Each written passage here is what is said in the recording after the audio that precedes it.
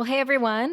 Today we are here with Jake Adams, and we are going to be focusing on all things test prep. So, of course, we had to have our test prep expert here. So, Jake, thanks for coming on to talk about this today. Thanks so much, Danielle. Really appreciate the opportunity to speak about something I know a lot of people often have questions, particularly for me about. Right. Yeah, definitely. So I guess just to kind of jump in, can you tell us a little bit, maybe for our audience who doesn't know, like your background with test prep? When did you become interested in it? Yeah, tell us about that a little bit. Okay, yeah, it's kind of an interesting story because I started tutoring in 2007, and I mainly worked with like math, science, English, history, Spanish, doing all that.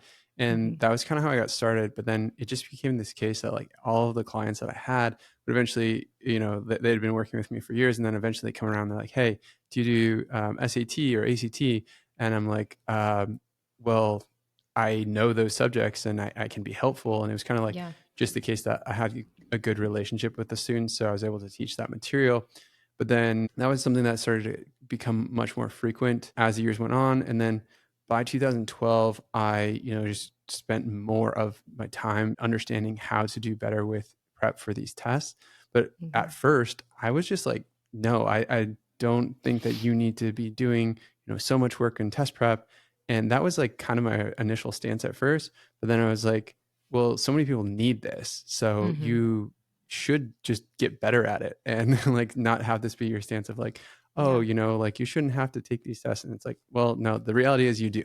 So if the Hmm. reality is that you have to, meet a certain requirement, then it makes the most sense to figure out how do you do that in the most efficient way Yeah. and find maybe a way to also enjoy it. Hmm. Absolutely. Yeah. And it's certainly an area that I think just there's a lot of stress around it. And I Oh yeah. think for a lot of parents, I mean, they've taken the exam, either they took it a really long time ago or they didn't take it at all. And things have changed so much. So I think it's a lot to navigate. So for today, we're kind of going to be focusing on the road to scoring 1500 plus on the SAT and just getting some really good tips and ideas and kind of encouragement for parents who are either in the throes of this with their kid or who will be soon and are just kind of like, what do we do? Where do we start? So I guess to kind of jump it off, one of the biggest changes, I guess, that maybe has happened more recently is that now the SAT is entirely digital. I mean, when I took it, it wasn't, and now it's we've had this huge change, and so I mean, I would say pretty much all parents are going to be faced with that as a slight hurdle. How is that different? So I guess what changed there? How does it differ from the paper version? Okay. Well, yeah, first and most obvious thing is it's digital and adaptive now. So Mm, with the paper-based test, you were typically taking a test that had a set number of questions that were always going to appear essentially in the same form or fashion, and they hmm. had a distinct pattern to them in the past. Um, and that there's still some of that pattern that exists within the reading writing section now. It's a little different, but the main piece is that adaptive nature of if you take the first module and you score well and the test understands that, you did pretty well on the easy medium questions, you pass that threshold to pass into the harder adaptive module, then it's going to Mm, pass you to that harder adaptive module. For the easier, module, you don't want to be routed there because it's essentially saying, okay, we don't think you know enough of the easy medium questions. So we're actually going to test your knowledge further on the easy medium questions, see how well you do there, and essentially you hit a score ceiling. So if you mm, don't pass to the um, harder module and you get routed to the easier module, whether it's for the math or the reading writing section, then you are essentially going to probably not be able to break the 600 score, depending on the test, because sometimes the curves are different. But in general, what I've seen is you can't break out of the 600 or break into the 600s is what I mean to say, hmm. if you are scoring less than you need to get into that harder adaptive module. Yeah, yeah. I can imagine that would be a little intimidating to kind of feel like there's a way you have to approach that. And I guess there always was, but just it sounds like a pretty big change to what it was before. Um, so I guess to talk about these college entrance exams, for ACT, SAT, I guess in general, do they still hold the same weight today in college admissions, or has that changed? Like, are we looking at more than just that exam? That's kind of a hard question to answer because it's evolving right now. It was the case that, for the vast majority of colleges, scores, submitting them was optional.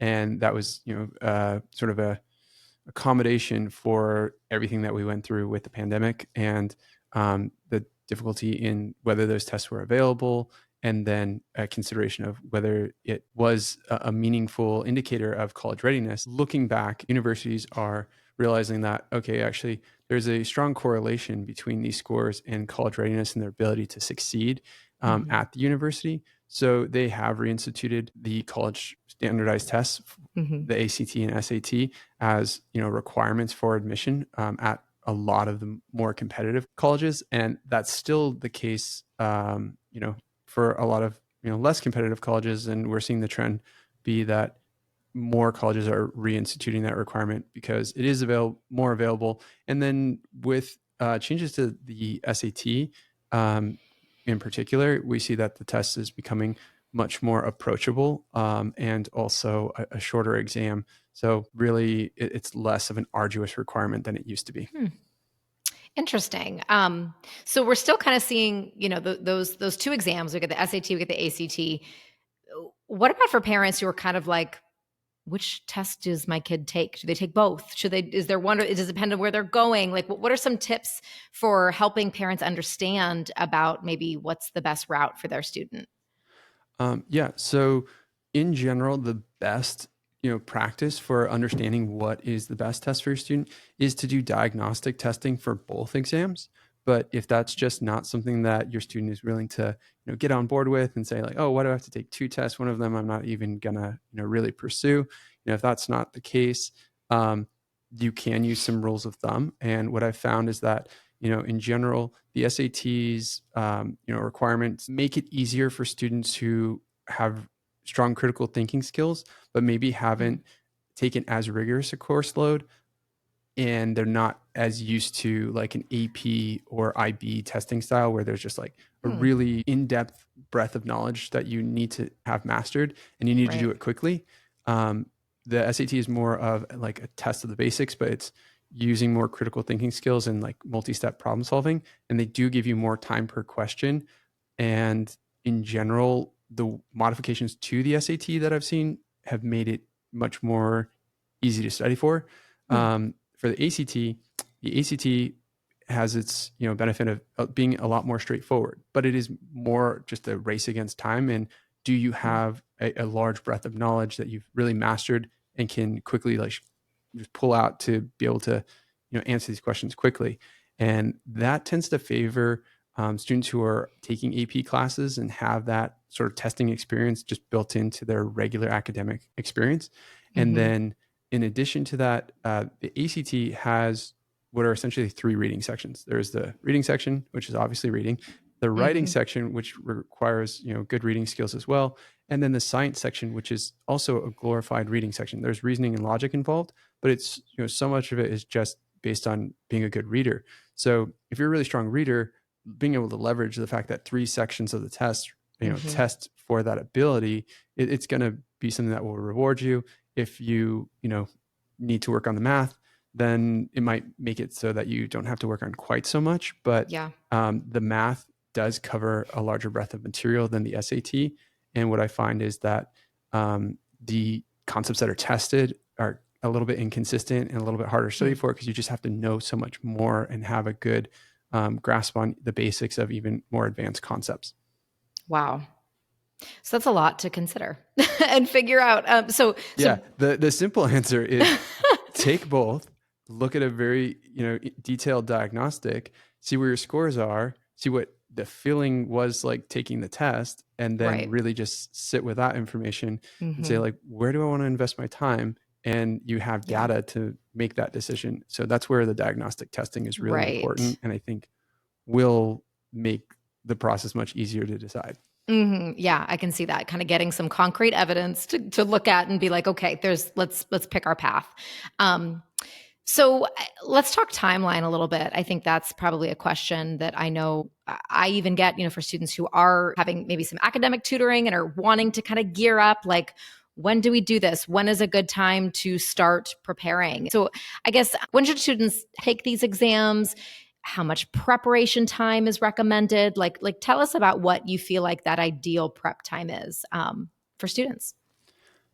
Yeah, I could go on this topic for a while, but I'll try and make it very concise here. So, in terms of when you want to start testing, it really comes down to proficiencies in math curriculum for either Mm, test, because um, if you haven't learned certain concepts from math, there's a good chance that it wouldn't make that much sense for you to engage with test prep or working with a test prep tutor until you've had some exposure to those curriculums, because you're just going to be able to go through that and have the classroom experience and have hours and lots of practice just taking these classes as a student. So for the SAT, what I typically will say is, like, if a student has passed out of the Algebra 2 curriculum and done well with it, and starting in on the pre-calc curriculums, they're in a really good place, actually. Students who are taking pre-calc and want to take the SAT, it's a great place to be, because you've already completed the Algebra 2 curriculum mm, and you're doing a re-review in the fall. So you're getting that information twice. And hmm that's some of the most heavily tested information on the test. So it comes down to that for the SAT. For the ACT, they do test through some of the more advanced concepts within pre-calculus. So Okay. maybe waiting a little bit longer, to take that can be helpful for the ACT. The reading writing skills, those are skills that take so long to develop, and you've been developing for a really long time already. So it doesn't necessarily make the most sense to spend more time learning those skills. hmm Sometimes you don't have the time, but in other cases, like, you can get started earlier, because essentially what it's going to be like is you're going to learn techniques that will help you to leverage the skills that you do have, and hmm make the most use of them and get the most points based on the skills that you already have. And I would say that the reading writing scores tend to be harder scores to move. So getting started with that process earlier is usually better. hmm Um, but getting back to your question, what I find is, for most students, getting started in either the 10th or 11th grade is a good time to do it, just Okay. because you've usually gotten to the curriculums that you need to. And hmm at this point, you're also giving yourself enough time to take the test and make it, to your goal score, whatever that might be. Um, and you aren't running into this problem of trying to do that at the same time as preparing for college admissions, writing your essays, trying to do programs or other things that are going to be meaningful to your college application. And then, as far as test dates, the actual test dates that I find are the best, and I highly recommend, are the March test date in the spring, which so many students who are like, maybe this episode will make its way out by then, but hmm um, the March test date is coming up right now, and so that's like a test that we're preparing a lot for right now.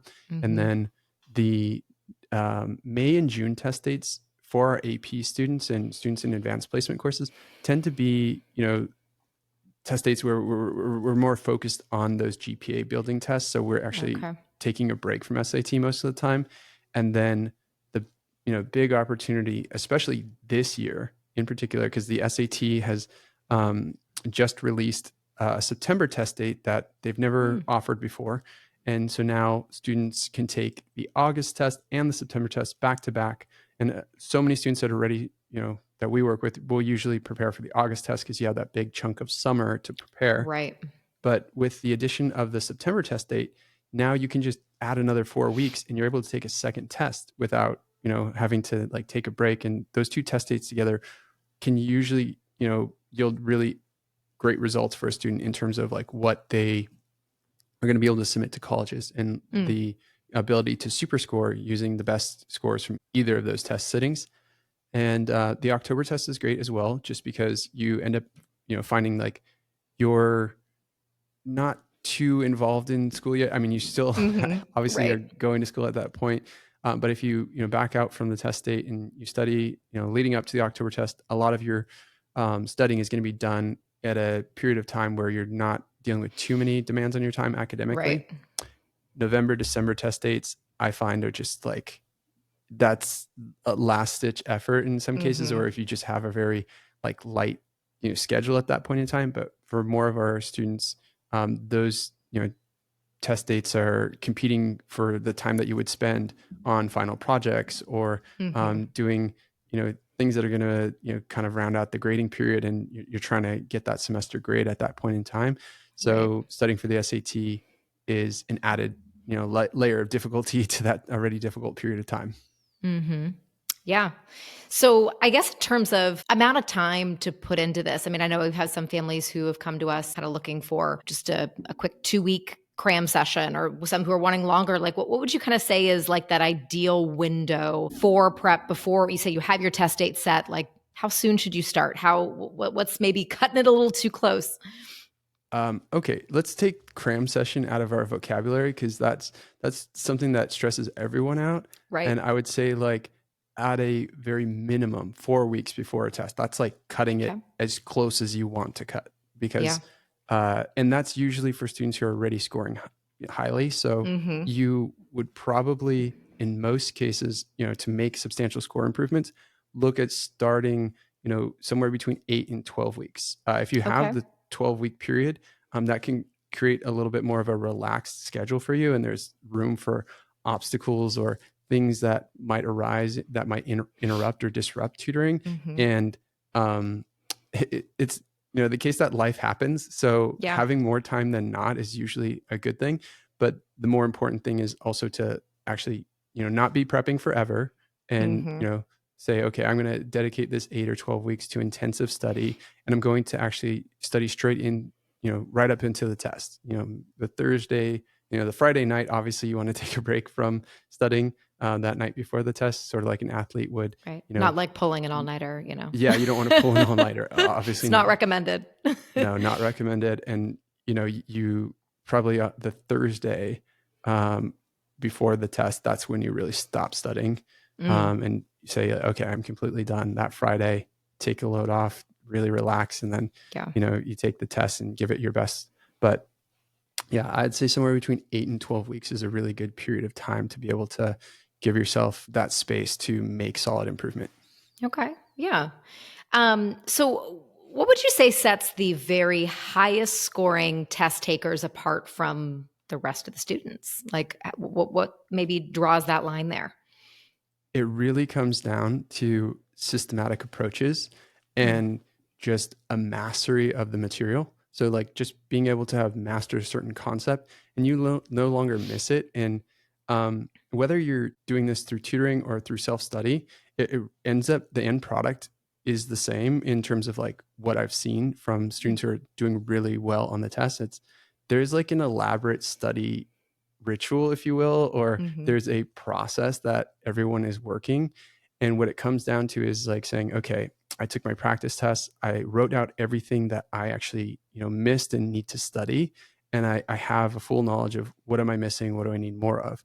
And okay. then systematically sort of attacking that work of, going through the concepts one at a time and practicing more of those questions until you master that and you know what it looks like. Because Mm, the rest of students who kind of are in the middle of the score curve and getting stuck there, what happens is they just kind of see that and they're like, oh, I keep missing that question, but I get it sometimes, right? That's the worst part is like they're like, I get it sometimes, so mhm, they don't realize um, the weight of missing it sometimes mm, because you want to naturally be like, oh, I get it sometimes, I get it. But the reality is, if you don't get it 90% of the time or more, then you're going to keep missing those points and it's going to pop up in a bunch of different ways from test to test. And that's where you kind of stall out in your score improvements.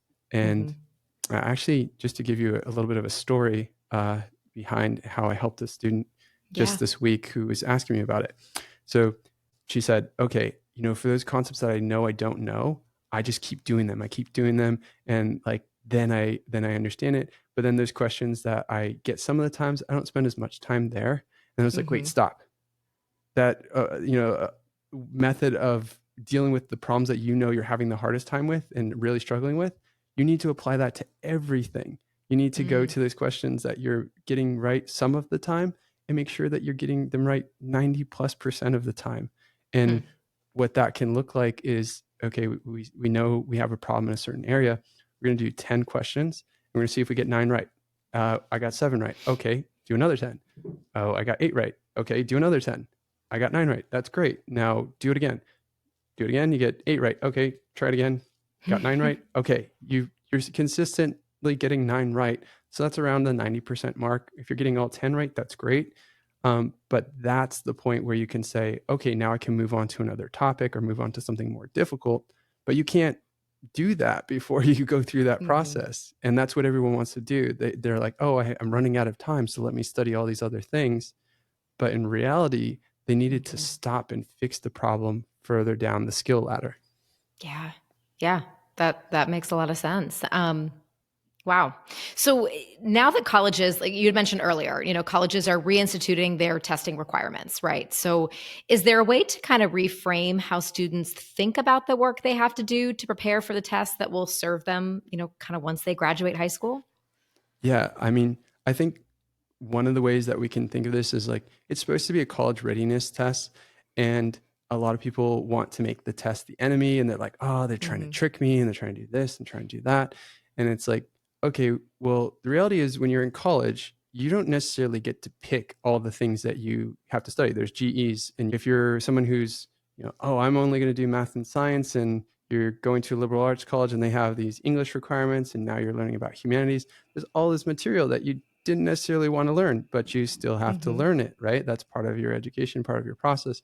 And in life, there's a lot of those processes that you need to, figure out, how do I deal with this external facing requirement that I need to meet in order to move to this other thing that I want. So that's kind of what the SAT can be for students. And Right. if you treat it that way, then that is how it becomes more of a life skill, that you realize, okay, here's this problem. Let me understand, how do I, deal with this type of problem? How can I get better at, basically improvement, and you're refining your process of, how do I do something better? And that's Mm. really, something that will serve you in college. If you can, Yeah.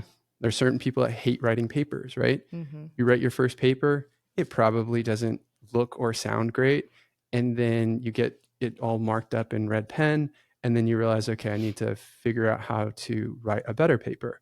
And so you repeat the process and you do that over and over and over. And hopefully, you actually never stop and you just keep becoming a better writer, Yeah. right? For, test prep, what it is saying, okay, I understand I have a problem to solve, a set of problems, a set of skills that they want to test me on. How can I get better at developing these skills, figuring out how to, get the points that I'm trying to earn, but at the same time, like treating it as like a process and skill refinement. Hmm. And that's something that will, if you do that, you can transfer that skill to other Yeah. parts of your life.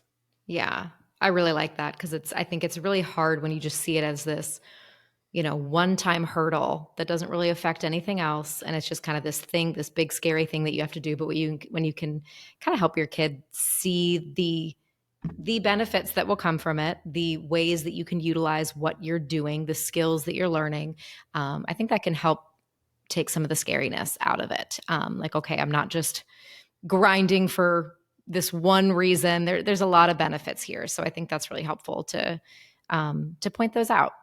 Well, thanks, Jake. This has been so helpful, really insightful, and I'm sure a lot of information that parents just didn't know, or maybe just have felt like maybe they had some outdated information. Um, so I guess just to kind of wrap it up, we always ask our simplified lessons. We'll make it a little bit more test prep specific for you today. So if you had to simplify one or two of the most important lessons you've learned as a test prep tutor, what would those be? I would say it is, um, this is kind of like life lesson slash test prep lesson in one here. And it's, you will still face the same problem, until you understand how to solve it, right? In life, Mm, if you can't figure out a certain skill or a certain problem, if you don't stop to deal with that and learn ways of solving that problem, then it'll keep coming up. and Yeah. you'll keep running into that problem. And the same thing is true of test prep. If you haven't figured out what skill do I need to learn to, earn the points, then if I don't do that, then I'll keep losing the points, and Mhm. it'll happen from test to test. And until you kind of take a bunch of those skills and you string them all together, you won't make it to your goal. Wow, I love that. That's really good advice. So thank you. Well, thanks so much, for sharing all of this. Everyone, I know that you've got some really great tips, to kind of put in your back pocket as you're either trying to navigate this or coming up to it soon. And I'm so glad that you were able to be here to kind of give us, that expert advice. So thanks so much. Thanks so much. And one last thing, I just wanted to point out that we do have, I know we titled this the Road to 1500 plus scores. We do have a resource on the website. It's called our 1500 plus score builder, Mm. that everyone can download for free and should be very helpful in outlining the skills and the path to learning those skills, for students who are aiming for high scores. Perfect. And I will have that linked in the show notes, everyone, so you can easily access that. And yeah, oh my goodness, what a great resource. Thanks, Jake. All right. Thanks. Take care. Great. Thanks so much for listening. If you enjoyed this episode, please leave us a review wherever you get your podcasts. And don't forget to subscribe to our show for future episodes. See you next time.